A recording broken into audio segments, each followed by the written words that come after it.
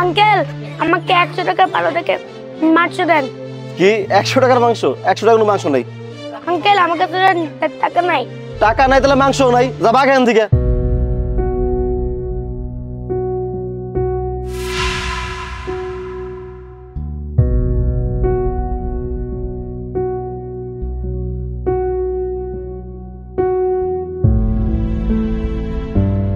মামা মাংসের কেজি কত? আমার 5 কেজি মাংস দাও তো।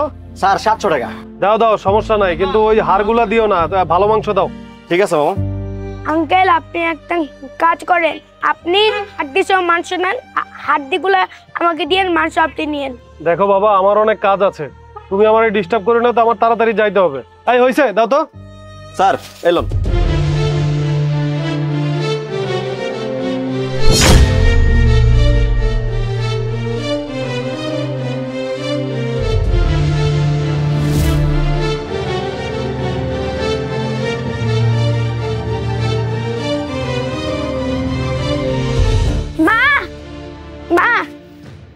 মা দেখো টাকা।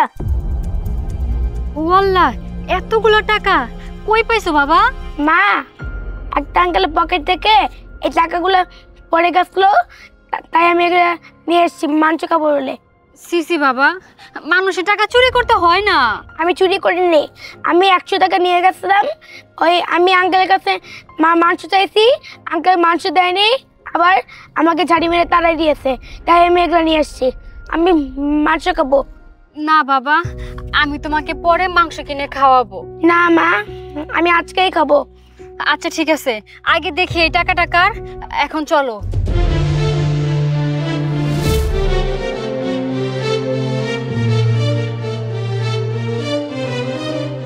মা ওই আঙ্কেলটার কাছ থেকে টাকা পড়ছিল, আমি ওই আঙ্কেলের কাছ থেকে টাকা নিয়ে আসি।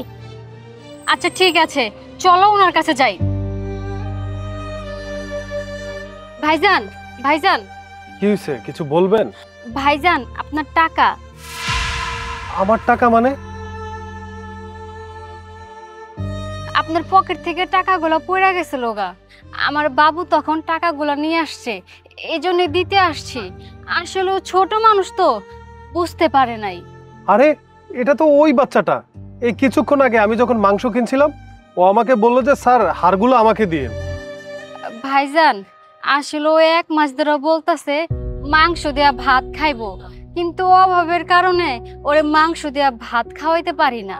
আচ্ছা, এখানে তো 10,000 টাকা আছে, তুমি মিনিমাম 10 কেজি মাংস কিনতে পারতা, কিন্তু তুমি এটা না করে টাকাটা আমাকে ফেরত কেন দিলে? না ভাইজান, এই টাকাগুলো তো আপনার, আর আমার যখন টাকা হইব তখন তো আমি খাওয়াইতে পারবো, কিন্তু আপনি যখন বিপদে পড়বেন তখন যদি টাকাগুলো না পান তখন আপনি আরো বড় বিপদে পড়বেন। বাহ, তুমি তো দেখছি অনেক সৎ মানুষ, তোমাকে দেখে ভালো লাগছে। আসলে বর্তমানে এরকম সৎ মানুষ পাওয়া অনেক কঠিন। আচ্ছা কি করো তুমি? ভাইজান আমি রাস্তার ক্লিনার। আর তোমার বাচ্চা কি করে? ও পড়াশোনা করে, ইচ্ছা আছে ওরে মাস্টার বানাবো। বাহ, খুব ভালো। কি বাবা, তুমি পারবে তোমার মায়ের স্বপ্ন পূরণ করতে? আমি মাংস খাবো। না বাবা, আমি তোমার পরে কিনা খাওয়াবো।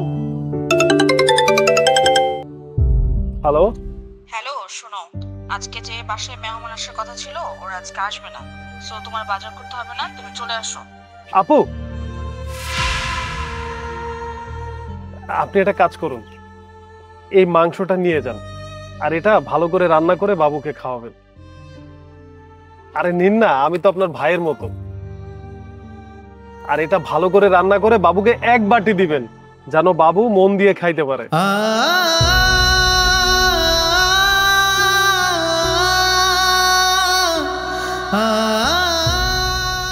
আচ্ছা, আর আপু এখানে 10,000 টাকা আছে, এই টাকাটা আপনি রাখুন, বিপদ আপদে কাজে লাগবে, নিন না।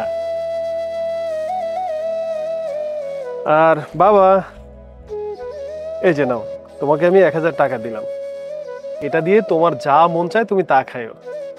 আপু ভালো থাকবেন, আল্লাহ হাফেজ।